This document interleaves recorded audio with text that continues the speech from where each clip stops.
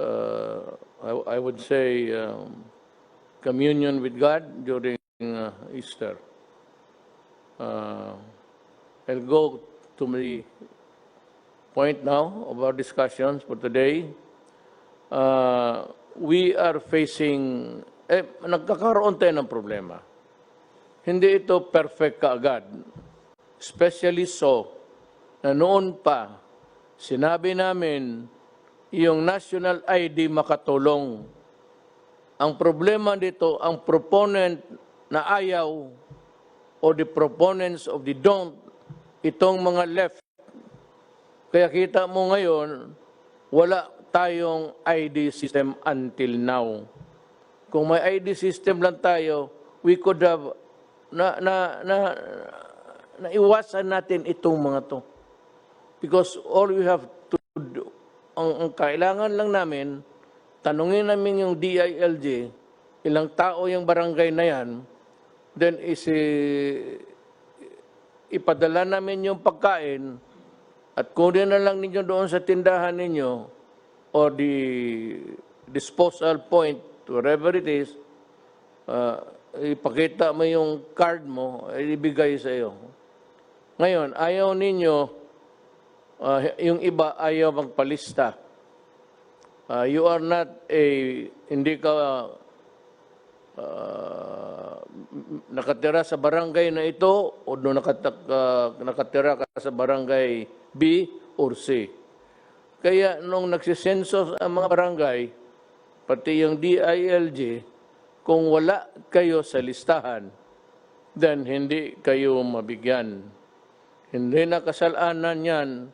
Huwag kayong magturo sa gobyerno kasi ginawa namin ng lahat noon pa. Kaya gusto nga namin may ID.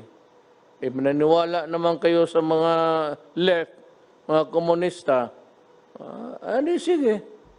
Doon kayo maniwala. May eleksyon na dadating. Doon kayo. Kasi mahaba pa to. Yan ang problema. So inaayos namin yan. Gusto ko lahat mabigyan. Ayaw kong may mamatay ni isang Pilipino na gutom. Kaya may another survey tayo. Madalian. Ang dapat yan barangay captain because that is your duty. Inyong duty yan and the mayors to determine sino yung hindi nasali sa listahan at mabigyan kaagad.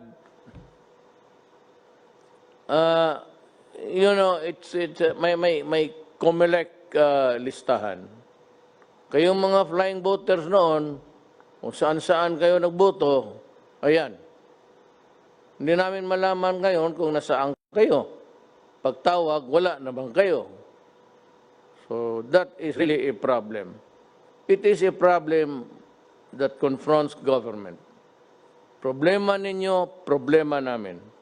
But kung magdating na tayo sa laro ng sisiyan, the blame game,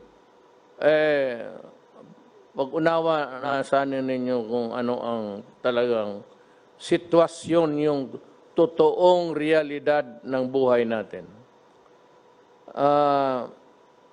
Baka ngayon, we're distributing to 18 million low-income families. And ang problema nito, everybody wants to have it too. Kung naman talagang wala kang kita, wala kang trabaho, naturally I said, after a re-evaluation o revalidation, at malaman na namin, I'm sure Secretary Bautista can act immediately. Total, kunin lang naman yan. And sabi ko nga, hindi sabihin na kung wala ka ng purnada ka na. It's not that. But kung wala ka, maghintay ka, and we will come up. Alam ko, sigurado. Total, sabi nga, hindi tayo maubusan ng pera, mag-utang tayo na mag-utang, ipagbili natin lahat, hanggang maubos. Tapos punta na tayo lahat sa Amerika. Alam mo bakit ko sinabi yan? Alam mo, I'd like to address may pinapatamaan ako, ang Pilipino mismo. Pati yung mga countries that traditionally have been lukewarm or refusing to understand or causing problems for other nations, Amerika. Ngayon, ganito ang problema namin. America is part of the problem of the Filipinos now. Kasi sa karaming tinamaan sa kanila, marami ng patay, baski sino na lang, nanawagan sila, basta yung nurse, mga nurse, sige, punta kayo sa embassy, i-process nila ang visa, one day, kinabukasan, lipad ka na. So, yung tayo naman, ang task force ganito, wag kayong umalis lahat, either may gusto o wala, kagustuhan mo, ayaw mo, dahil mangangailangan, there's no end in sight. Anong katapusan nito? Wala pa. And our numbers are increasing. From the 200 lang na ngayon, it has ballooned. Umabot na ng 4,932 cases. Ang nag-recover, 242. Ang patay, 315. Okay na to. Bakit? Hindi kami nagpapahiro. Gobyerno yon. Nag-decide na mag-lockdown tayo. So yung mga turista galing China, galing Asia, hindi na natin pinapasok. At sinira ko na kaagad. So wala nang pasahan ng sakit. Na minus. Nakita mo sa Philippines, tayo ngayon ang second. The Philippines has ang patay 315, Malaysia 76, Indonesia 373, Thailand 40, Singapore 8, Vietnam 0, Brunei 1, Cambodia 0, Myanmar 4, Laos 0. Yan ngayon. So, aya ko na sa ibang lugar. Ito, ASEAN lang to. Sa ibang lugar, libo na ang patay nila. And one day, America died about, nung isang araw, 1,000. Yesterday, 2,000. Today, yesterday. Araw yan. So, ngayon, nangangailangan kayo ng nurse. Express. Kami naman dito nakakabuhan kasi wala kaming pangbigay kasing laki. So, ang mga nurse natin, naintindihan ko yan Self-preservation yan. So, kailangan magtrabaho sila. May trabaho ngayon sa Amerika. Di pupuntahan sila. Ang problema itong Amerikano. You could have relied on your own human resource. Ibig sabihin, dapat kayo umasa sana sa sariling mga tao ninyo. Ngayon, kinakaltasan mo ang Pilipinas. Pagdating ng panahon, magkulang, sorry na lang tayo. But I cannot, hindi ko sinisisi. Hindi ako galit. Wala akong emotions actually about this. But kung gusto ninyong, kayong mga nurse na Pilipino, gusto niyo magsilbi sa ibang bayan, sa ibang tao, okay lang sa akin. Ito lang tandaan mo, pagdating ng panahon, kung maghirap kami, hindi natin alam ngayon, pa-increase ng increase. First wave ba ito? So, kayo na lang mag-intindi. Wala akong... Yung sinabi ni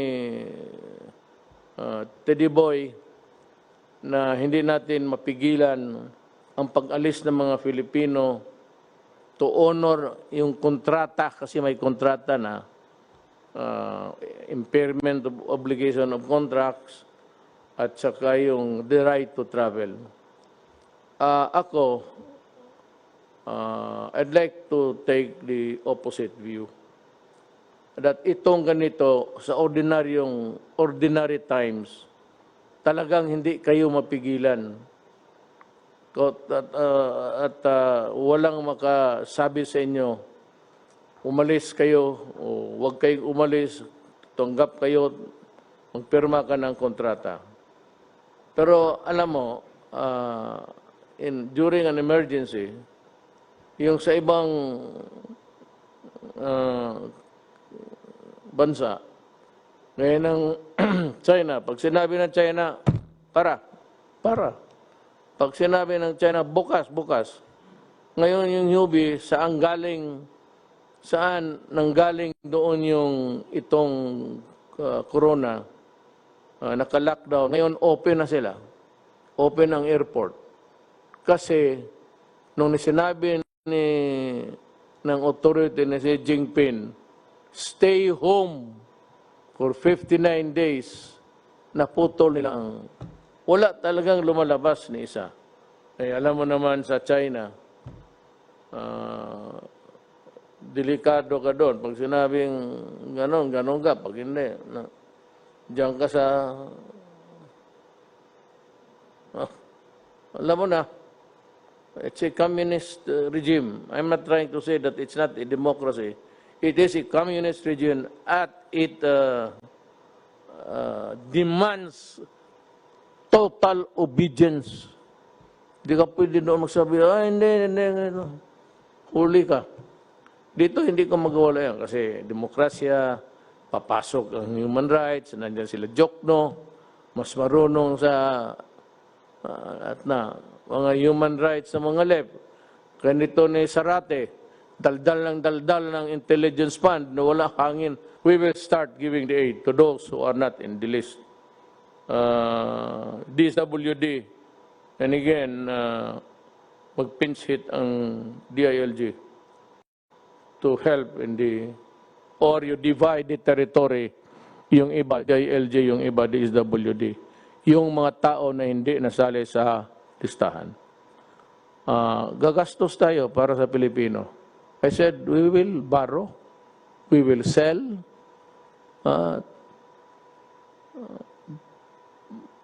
pati, sinong gusto yung Mount Apo, maganda yan.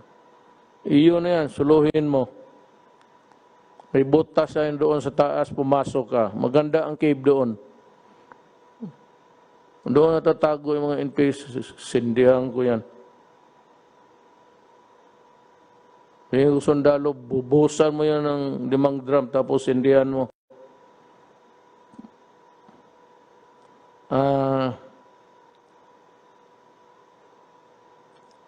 Ika nga, sabi dito, you cannot flog a dead horse. It meaning, paano mo papakainin yung kabayo kung patay na? So, hindi o kayo kabayo. Just an analogy. Yung low income, that is the promise of this government that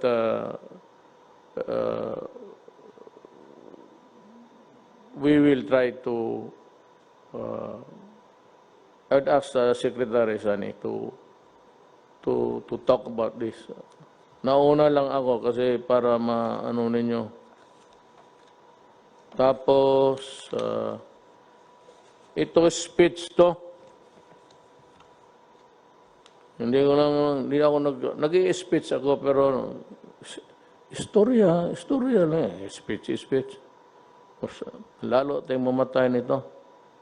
May isa pa, yung discrimination ng mga health workers. Alam mo, pag tinamaan kayo ng COVID, didiretso kayo sa ospital, pagkagrabe na kayo. Sino nagsusugal ng buhay nila doon? Yung mga doktor pati yung health workers.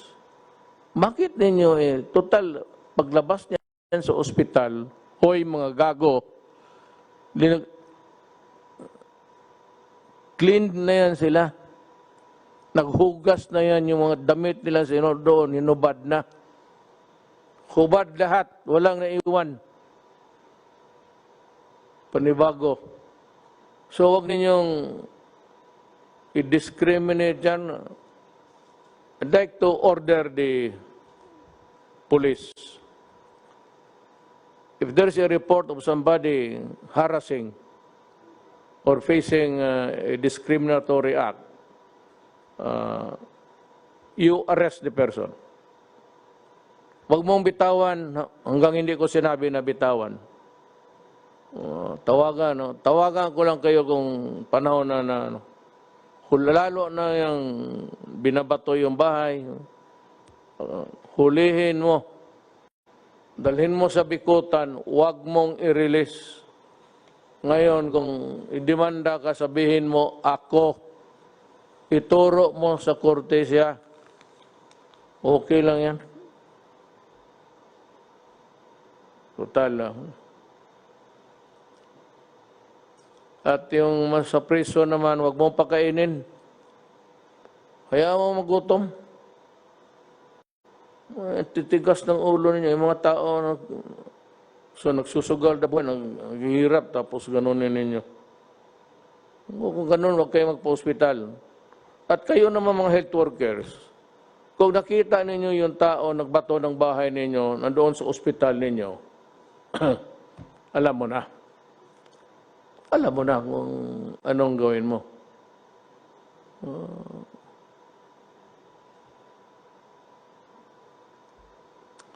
Ang isa pa dito, may problema.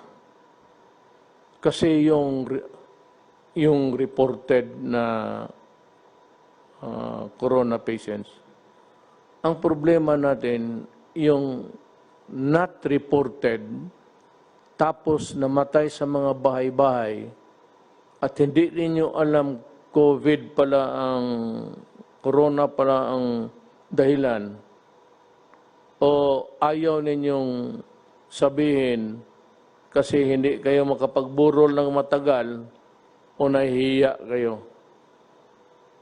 Sa tatlong ito, ilagay mo talaga ang bayan mo sa alanganin. Kaya hindi matapos ito kung ganun. So again, it behooves upon the barangay captain to see to it that kung sino yung namatay, siguraduhin lang pagsabi, heart attack. Kasi kung walang pinagsasabi din na testing kaagad. Yung pamilya mismo na yung namatayan, testing kaagad. At kung malaman ko na namatay sa corona, kunin ko yung patay, at sa gusto ni Diyos hindi, magagalit kayo sa akin, wala na rin ako magawa, trabaho ko yan, dalhin ko yan doon sa crematory, sunugin ko.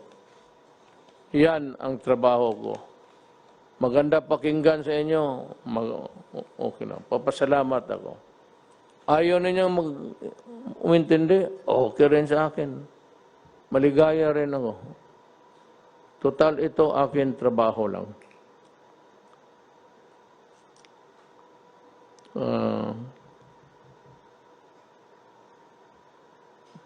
Yan means yung cruelty. Not at this time. We need to treat the sick. We have to feed our people.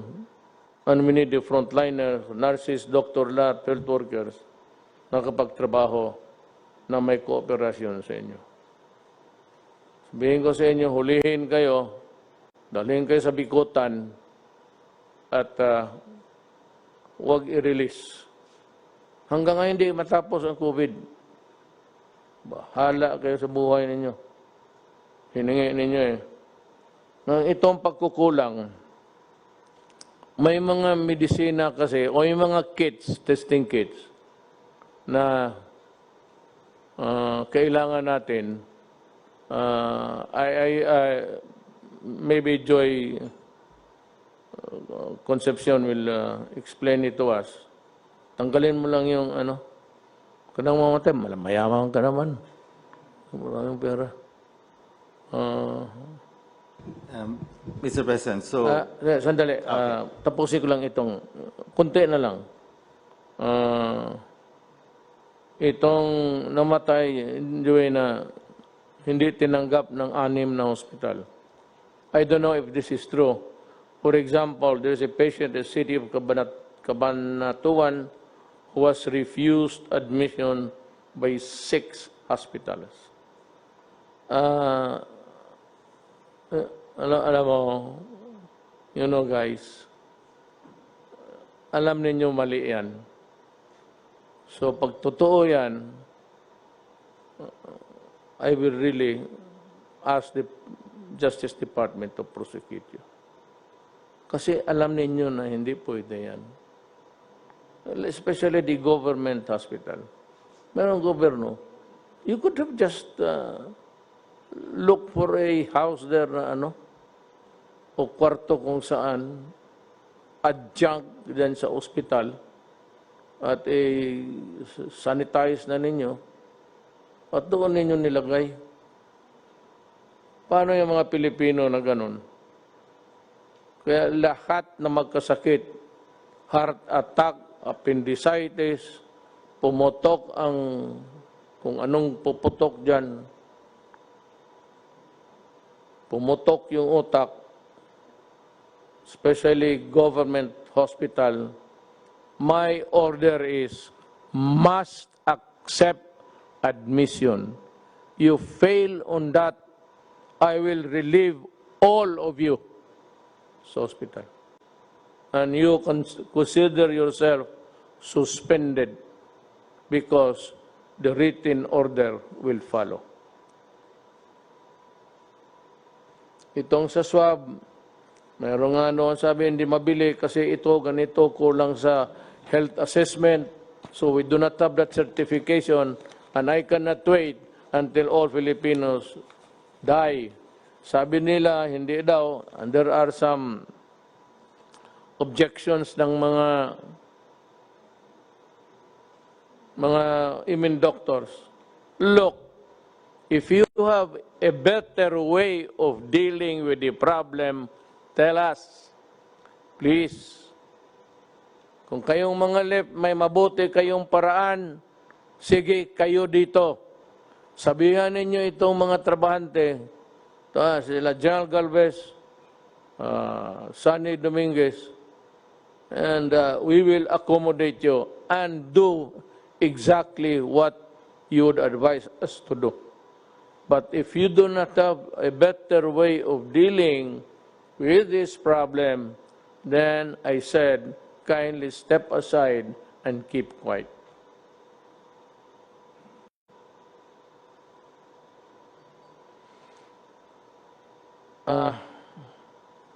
Just like in other countries, yung iba na sumunod talaga, kagaya ng Korea, yung may disiplina na bayan, alam mo, medyo humina sila. Pero sa Amerika, kasi maraming hindi rin sumusunod, at Pilipinas, hindi tayo bumaba. Tumaas tayo from a few hundred to 1,000 now, 4,932 as of 4 p.m. today. Ngayon, April 13 at 4 p.m. The record stands like this. Number of cases, 4,000. Ulitin ko ito para papasok sa utak ninyo. 4,932. Ang nag-recover, 242. Ang patay, 315. Mas marami ang patay kaysa naka-recover. At yung recover na yan, it's not a recovery of 1 day, 2 days. Stay in the hospital or you stay where you are. If you are treated, you might pull through. Hindi na nahinto ito. Kasi baski, kaya ako na late kami. Yung expert ng mga taga-WHO, hindi talaga ito maputol. Maganda pa naman sana ang record ng Pilipinas because naka-lockdown tayo on time. Nasira natin yung pinto bago pumasok yung mga mga aswang. Pero may pumupuslit yung sumusugal, pupunta na nga magsugal, mag-inom, o kaya sa palengke, there seems to be a lack of uniformity in the matter of enforcing the distance rule, yung social distancing. Alam mo, pag hindi natin ito susunod, walang mangyari. Wala talaga mangyari. Kami dito, salita ng salita, hanggang makuha rin namin ang COVID. Baka una kaming mamatay, pero hindi talaga ito makatulong sa Pilipino. Huwag munang lumabas ng bahay. Ang buong mundo, pera sa China, doon si Hubei, doon nag-umpisa yung Hubei, nag-umpisa yung kuwan. Ngayon, ayos na sila. What a, anong tawag na ito? How would I,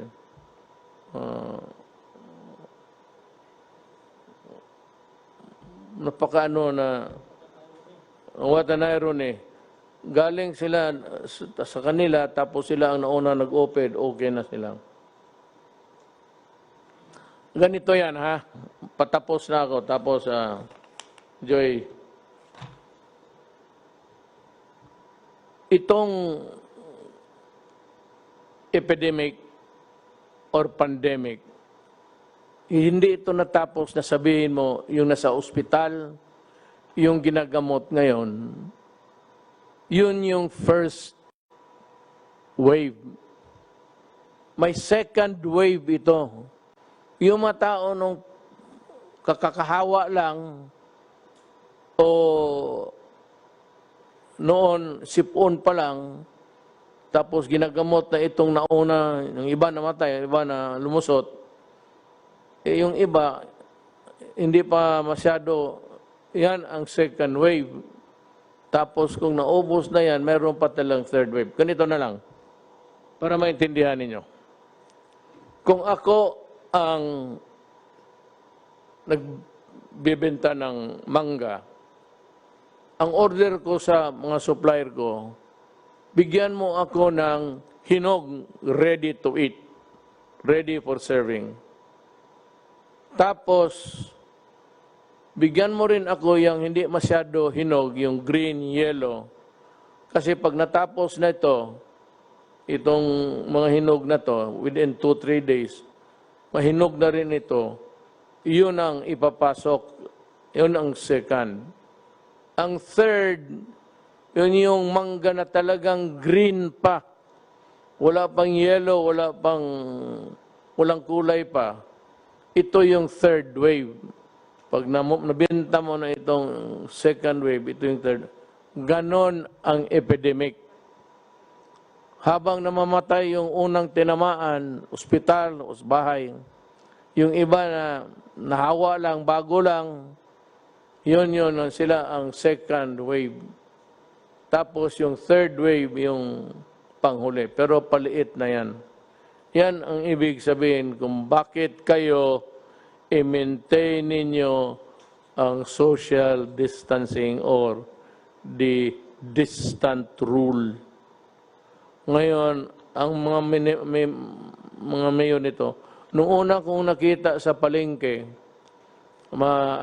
may tigabantay, tapos parang, sige, ikaw ang sunod, parang sa bangko, tapos nakapilaw, ikaw naman, pagpasok sa palengke, ang gawain ninyo dito, bili kayo ng trapal, mainit yan, pero you might want to use another material that is not, that is heat absorbent. Palinyahin talaga ninyo. Kayong mga mayors, huwag kayong maglaro. Kasi ang ayaw ninyo mag-social distancing, mapipilitan ako puntahan kita at arestuhin kita. Ayaw kong mag-aresto ng mayor. So huwag ka magsabi, hindi, mayroon kaming batas sunod. Sa panahon ito, ang batas isa lang. Ang batas ng DOH as implemented by Lorenzana, Anyo, Galvez, pati itong yan silang tatlo. Yun yung batas ngayon. Ngayon, kung salubungin mo yan, mapipilitan akong puntahan ka at sabihin ko sa inyo, anong klase ka? Mayroon ng binibigay na instruction. Yung iyong point of view o sarili mong paniwala, taguin mo lang yan. Punta ka doon sa pasok sa kwarto mo, kunin mo lahat sa bulsa mo yung iyong opinion, ilagay mo sa drawer mo, tapos sundin mo lang ang gobyerno. Okay tayo dyan? Mayor, governors. Ako, I am your public servant. Kayong mga mayor, bata-bata lang ninyo ako. Utosan ninyo ako kung anong gusto ninyo. Basta makapabuti sa bayan, gagawin ko. Huwag kayong mag-alala, hindi na ako politiko. Mula rin akong silbi na pag-retire ko, wala na akong gawin eh. Nandiyan na lang ako sa bahay. Hindi na ako makalakad. Kasi maglakad ako, magsabi si Hanelir, saan ka? Wala ka namang appointment, bakit ka labas ng labas? Siguro may hindi ka talaga nagkamali. Pero hindi ka naman makalabas. Away lang. Uwayin ka ng anak mo babae, magsumbong eh. Wala yung dada mo, gusto na. Ay, pag pumurma na yung anak mo, wala na. So, huwag ninyo ako, ready to go. At sana hindi ako magpapakulong. Pero ito tatandaan ninyo, Pilipino, ayaw ko talagang kulungin kita. Baski ako dito, kinulong ako. Mabuti kayo, wala kayong gwardya. Akala ba maniwala itong gwardya ko? Sabihin ko yan sa alam, minsan paglitan mo, pati yung mga anak ko. Ang sagot sa amin, Sir, ang trabaho namin, hindi ikaw. Batas eh. Sinusunod lang namin yung inuutos ng batas sa amin. Kaya kung ikaw gusto mo pagkamatay, hawakan ka talaga namin. Pero pag naasar kami, itutulak ka talaga namin sa Pasig. Kaya gano'n, meron ng, I cannot mention the pharmaceuticals, the giants. Pero meron ako nakapaggumawa ng antibody. Yung antibody na hindi galing sa tao. Yung kasing yung antibody na mag-fight ang ang sarili mong antibodies, tapos ma-overwhelm mo yung kalaban, yan, gawa ng katawan mo. Mukhang ito sa basa ko, wala akong ginawa, hindi magbasa, makinig, inutusan ko sila, hindi ba na marunong ng hanggang pindot-pindot lang ako. Meron ng medisina, antibody ang isang giant pharmaceuticals. Tapos naghahabulan sila. Sabi, by May, baka they would start to market it. Pabili na nila. Ang problema, sabi nga we are on the last ladder. Ang muna niyan yung mga mayaman na, kasi marami yan kailangan.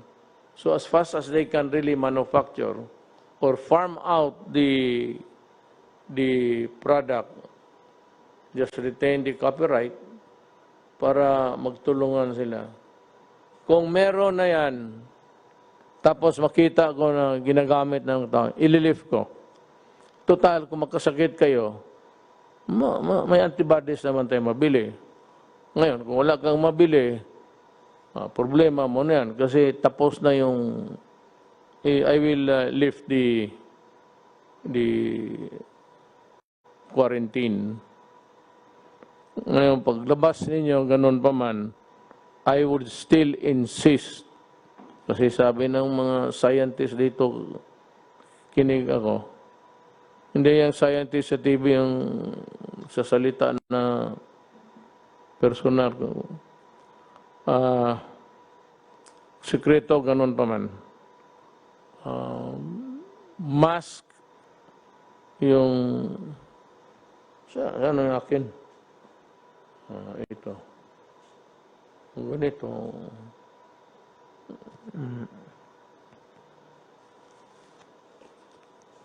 Mask.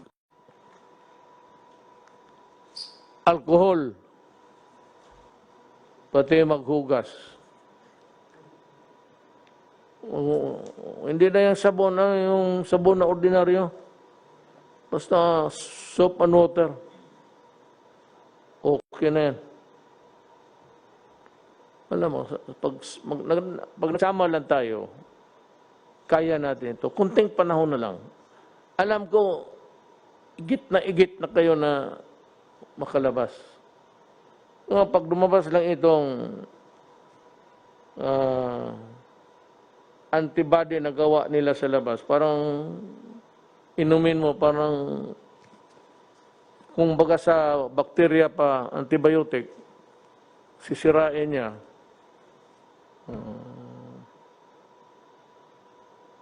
Kasi itong, wag na.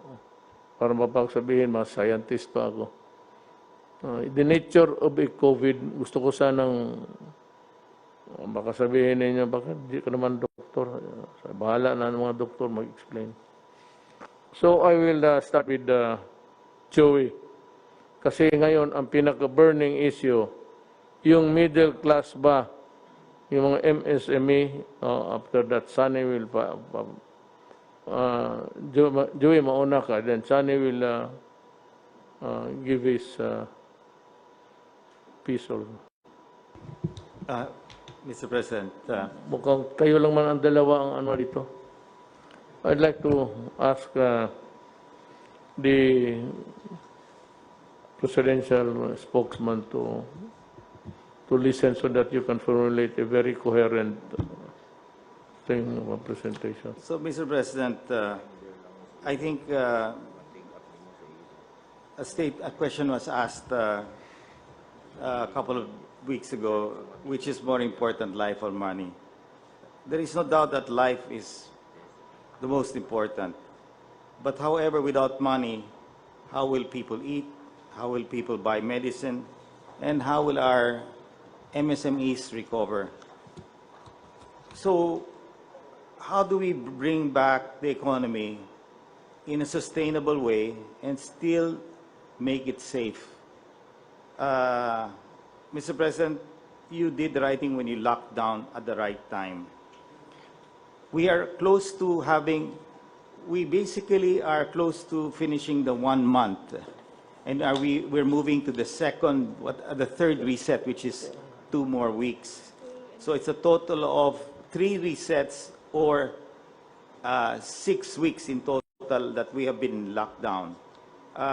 And I think now is the time that we should really look and plan on how to gradually shift towards reviving the economy, because in the end, social amelioration cannot last forever. We have to bring back the jobs. For confidence to be brought back, I think they have to see that our numbers of the number of people getting infected are starting to taper off and go down.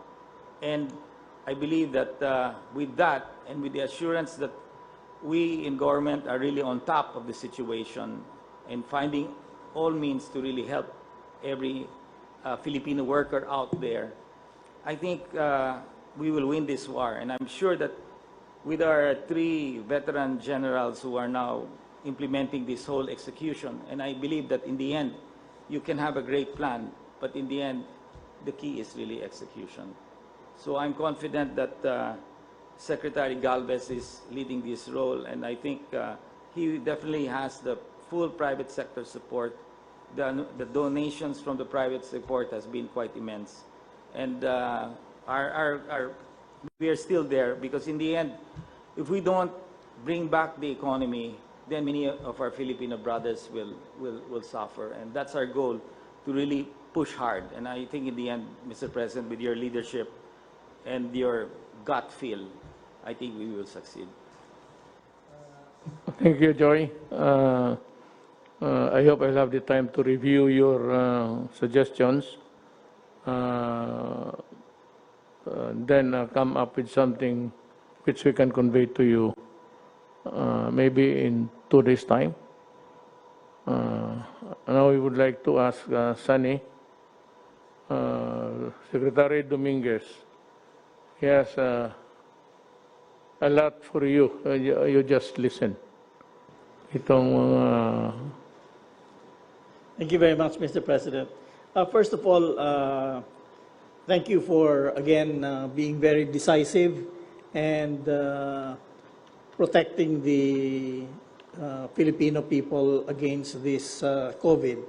I had a meeting with the World Bank a few days ago, and they said that your decisiveness in first reducing the number of people coming into the Philippines in February, and then in March, followed up by the lockdown, probably has saved 100,000 lives in the Philippines. So again, thank you for being so decisive. This is the trade. This is the real trade-off. How many people are going to get sick and how many people are going to die? So I said this is just the first pass. It took us 2 weeks to get this thing done. I asked the private sector to do it because they have actuaries, they have access to data, but they have not come out with it. So I'm not saying this is the final, I'm just saying this is the beginning of a discussion. Good evening po, Mr. President, Senator Yes, sir. Go, and cabinet members. This will just be very quick. So the proposal is we provide small businesses with a wage subsidy. And I will just discuss quickly the rationale, background, the proposal, key features, and what else we are proposing to help them with. So on the rationale, Mr. President, basically we are going to help the middle class because in one of your speech a few days ago, you wanted to help the middle class. And so we have proposed a program to help the middle class.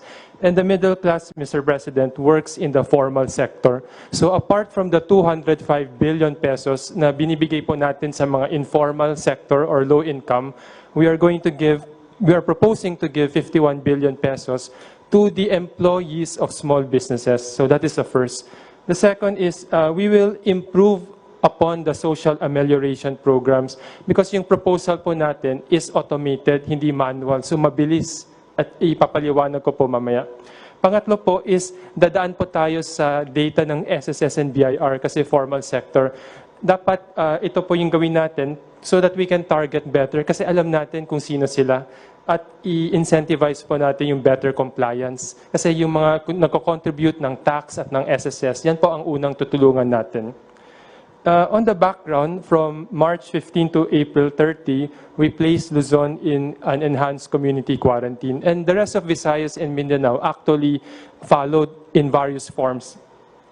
Basically, ang nangyari po is this led to a shutdown of most businesses except yung pinayagan ng Interagency Task Force, yung mga pwede mag-operate on skeletal or yung mga essential para magbenta ng pagkain, logistics, supermarket, drugstore. Ang epekto po nito, there are 1.6 million small businesses in the informal sector. 436,000 po napilitan magsara. Yung 1 million skeletal force, so ibig sabihin 50% o yung iba mas konti. At 117,000 lang yung pinayagan po natin na magbukas para magbenta po ng pagkain, ng mag-tracking or so on. Ang apektado pong workers ay 3.4 million. These are the middle class, whether low middle class or medium middle class. Yung 2.6 million na po ito ay nasa BIR Alpha Luz. Ibig sabihin yung employers po ay nagko-comply with the BIR submissions. So yan po ang unang tutulungan natin. Pero yung 0.8 million workers, tutulungan din natin, pero ang problema po, yung employer nila hindi nagko-comply. Pero alam po natin, tutulungan po natin, pero second priority. Now, if there is nothing more to say, that leaves me to two matters, actually.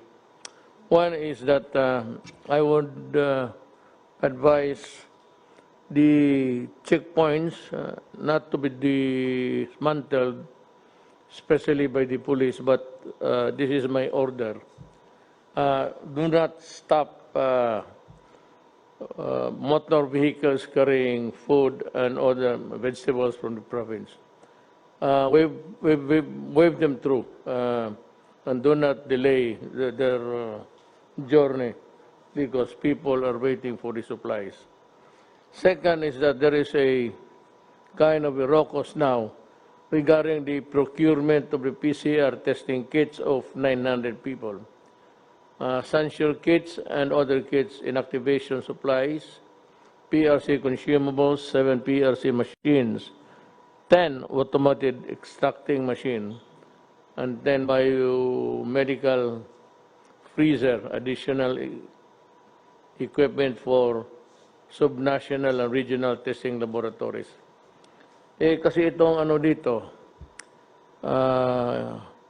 when you use public funds on anything that's medical or medicine, you want to have the health assessment. I think it comes from the Department of Health. But unfortunately, until now, they're still debating on the efficacy of the rapid test we would like to buy. Alam mo, there is no FDA ruling yet because they cannot act on it without the assessment, health assessment of maybe the entire country before they would act on it, ang FDA, which I can understand. But yung assessment na galing sa DOH or a section of that department handling the assessment of the entire health spectrum, it's been there and nobody seems would like to act on it with in a jiffy. Parang ano pa sila, dalaw-dalawang isip. And there's a rule that we cannot use public funds to buy medical supplies, medicines, without the FDA signal. So there's a hostage yung mga rapid tests we would like to buy. I will take the risk. I will order the health department and everybody. In the meantime, private sector is doing it. Maybe we can take over someday or do it all together with your help. I am clearing the way by ordering the purchase. Total, walang FDA local. But what we are trying to buy outside is approved by the FDA United States of America. So in a sense that almost all of what we eat by products of all sorts, pagka meron ng FDA approved, there's in the back FDA and galing America, kumpante naman tayo niyan. As a matter of fact, I do not really believe that they would do more testing. Ganoon lang yan. So, pagka walang yung assessment galing doon sa baba sa DOH, hindi natin mabili. I'm clearing the way. I will ask Secretary Duque to talk to the people in charge, si Secretary Galvez. And they can proceed to buy it immediately, as fast as you can really do the procurement at this time. Take note of the fact that we are all in this, the entire world, we might not have the supply. And also my fear that kung nandyan yung antibody, of course the rich nations will get it first before we can. And that I placed a condition there na kung nandyan na yung antibody available na sa market dito and that's being sold in quantity, in numbers, then I'm inclined to maybe at that time lift the lockdown. Yes, Secretary Morales. Mr. President, we might have a solution to the problem. Yung limitation po natin is because of the Universal Health Care Law. And the Universal Health Care Law specifically provides na yung DOH and PhilHealth cannot procure unless may approval ng HTA Council. Ito yung HTAC, yung Health Technology Assessment Council. But nothing will preclude, Mr. President, any other agency from purchasing. So hindi lang pwede ang DOH at PhilHealth, but because we're in the state of calamity, OCD can purchase. So tama yung sabi mo, sir, na si Secretary Galvez and OCD can do the purchase. Or PSDBM, sir. Basta wag lang DOH PhilHealth, but PSDBM can do the purchasing or the OCD, sir. How much? Sir, we have to tandem the PCR and the for safety. Sir. So we will if we will buy 900,000 actually sir 40,000 kits of Sansure can already test 900,000. So if we will test 900,000, the rapid test should be more or less twice as the PCR.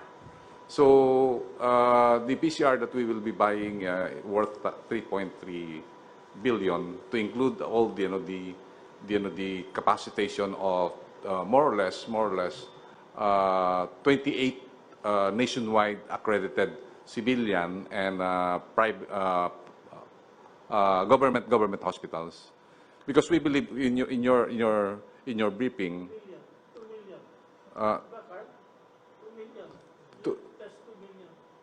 Yes, 2 million. Actually, we will test on a rapid test 2 million and 900,000 for the PCR for the confirmatory. So that's the we have to have really to have a safety for the false positive and false negative with the PCR, and also in order for us also to test the efficacy of the rapid test. So that's the point, sir, that we have to really to buy both. The PCR and all the automated retraction and including the freezer, it costs us 3.2 billion. I already submitted it to PSDBM for the immediate procurement. The rapid test we have not yet because we have to sir, we have to be careful. There are rapid tests that sometimes it really gave us a false sir. Mayroong mga rapid test na sir na kailangan natin talaga na FDA approved. Sec, I can answer that. If you buy in volume, the recent purchase of Ayala, you can get it anywhere between $5 to $7. If you buy $1 million worth, it will go down that low. So it is based on volume. You can get it much cheaper if you get it on volume. There's one FDA brand that was purchased recently by Ayala. But you have to buy a bigger quantity. I asked DTI to canvass all the different rapid tests, IgG and IgM. They have a list there, and I can have them send it to you. But the price goes down if it's really in a big volume. Well, I said you can go ahead and buy it immediately. You have my clearance. Okay. So there you are. Sana na napaintindi ko sa mga kababayan natin kung ano ang ginagawa natin and what are the things that we intend to do in the future. This corona is uh, ano ito, it's a wild card sa health ng tao. So we do not know how this will end, when, but for lack of a better way of protecting the people, that is except by asking you to go inside your houses, with my assurance that when the antibody that's being, I said, it has passed the medical tests o yung clinical test nila, it's ready to be sold by May. Kung makita ko nandyan at magkaroon tayo ng supply, then I am ready to lift. Kasi wala talagang vaccine. It might come, it might not. But itong antibody, which have been manufactured outside of the human body, parang killer ito na just like the antibiotic. Talagang bibirahin niya yung bacteria. Ito naman yung virus, yung katawan lang natin. But, for whatever it is really worth, we have to thank these guys for coming up, and whether the efficacy is really sort of hangs in the balance. But with the assurance that they have tested it medically, I am sure that we're able to come up with something, buy it, and if I think that it is really there for good and can help people, then I am ready, I said, to lift the lockdown. Rolly, as wala ka namang problema, Rol. Everything is smooth. I said, the middle class, your patience, yung hindi nakakain, I give it to the barangay captains and the mayors to supervise and look for those guys who are there in the periphery of the barangay, not exactly inside, and that is why maybe they were not included in the listing. Look for those guys in the periphery or distancia. Sometimes you have to walk about 5 or 10, not really 10, 5 or about 2 kilometers sa bukid. That is the average between one house to another. We have to reach out to them, and this can only be done if the mayor, municipal or city orders it, and the barangay captains follow the order. Then we would have shortened everything, as explained by Mr. Concepcion, Joey. Things might go all right for this country. So I'd like to thank everybody, and if you still have some, let me see, itong dagdag, they come in. All that I ask is that you wear a mask, one that's durable, one that is, hindi yung laylay, ay yung iba nakasabit na lang dyan sa ilong ninyo, it is not sealed, hindi mo well, at least itong paggamit nito, ano mo, sabi ni, ito, as demonstrated by Dr. Dominguez kanina, ganun mo, parang naisisilyado mo. So, hindi magpasok yung Higpitan mo lang kunti dito. And be sure to, matanong ko muna, do we have enough masks for the entire country? Sir, the Indian community and also with the Indian chamber just bought 6 million masks. And I believe when they donated to us 150,000 masks, they are planning to buy it again to China. So they already distributed it. Yeah, see, Rex Daniari is planning to bring, he bought 2 planes, he's looking at bringing another plane. I don't know if I have to say this, but I have a sort of a note from President Xi Jinping uh, expressing his full support for us at this time and citing what we did to help China and, of course, to erase not really erase, but to counter the malign that they were suffering early at this stage. Hindi naman lang kasalanan galing yung who would really want to invent a microbe to kill humankind, pati yung iyo. So he says that they're ready, and I would like to thank President Xi Jinping for his support. At kung galing lang China, wala kayong problema. I think we can have the priority anytime. It's in the other countries producing the antibody. But if China catches up with them, the okay na. Then maybe a miracle will happen and civilization is back on its feet. That is how I see it. So, mga kababayan ko, ginawa namin lahat ito. One is that I really do not want to see a single Filipino dying of, lalo na yung mga bata.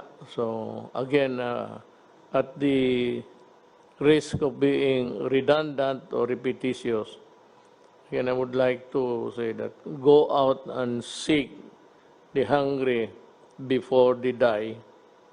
And for itong mga, actually, I do not know if it's still applicable. It's a poor man's standard. Nobody should be offended by this because that is what we have been using even in our speeches in public.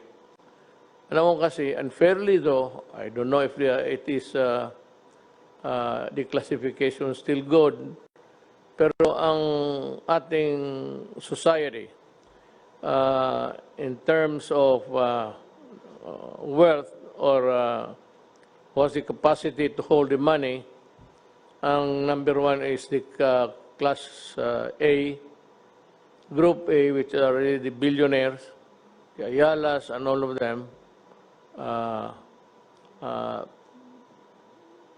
Good for them.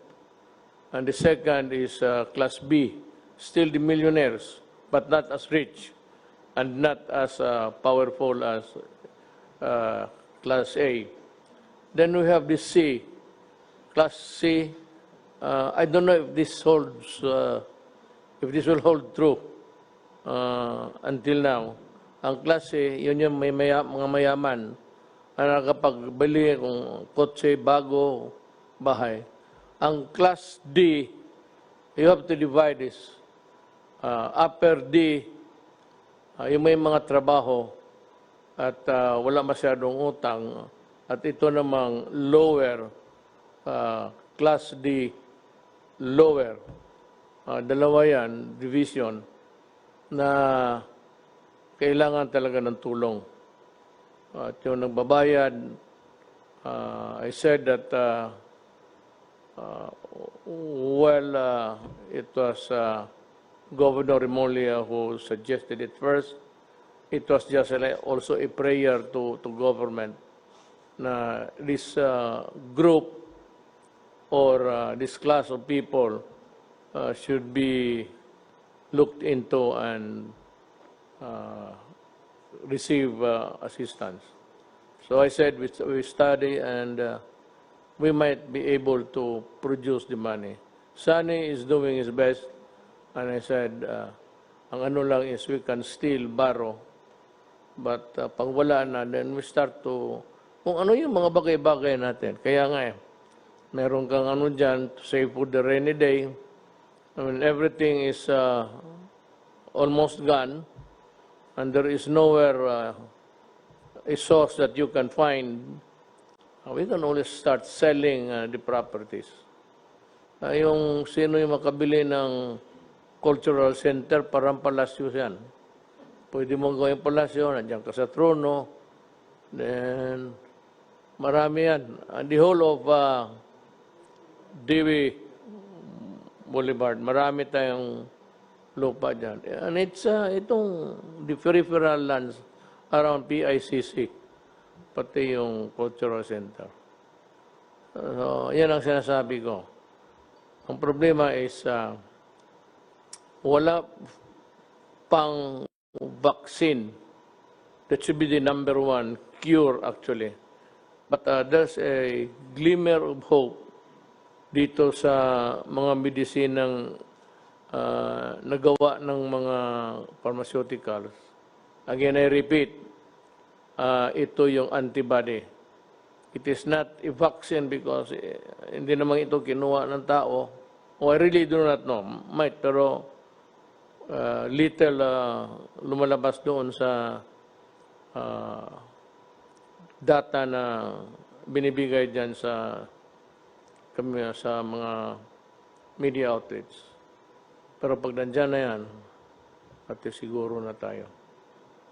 So with that, I'd like to thank everybody. Still, my salute, my snappy salute goes to the health workers, mga doctor, nurses, and we will protect you. We will find a way of, pagkagabi na, and you are still far away from your home, kasi hindi naman you are not delivered or conveyed hanggang hagdanan. So ito lang magawa ko sa lahat. If you are still about a kilometer away, na malayo ka, at may makita ka ng pulis, parahin mo. Tumingin ka dyan sa gitna, at sabihin mo sa pulis, magpahatid ka. So, the PNP is put on notice that kung yung mga ganon, hindi naman stranded, but there are few public motor vehicles running, at saka yung may mga franchises, most of them are also inside their houses or has taken off for a vacation. So, the police should come in. Yung mga health workers, may card man yan na naglaklakad, tanungin ninyo kung kaano siya kalayo at pasakayin ninyo. Give them a lift and deliver them to the house. Galing terminal, hindi naman deliver yan tao por tao sa bahay. Bababa sa terminal, and if you feel that you have to walk, you really have to walk. And if you feel tired or just want to go easy, you flag down any police, military or police. And my order is this, give them a lift. Tumulong kayo sa kapwa-tao natin. These guys are important in our fight because without them, all is lost. So again, I ask for everyone's cooperation. Maraming salamat po sa inyong lahat.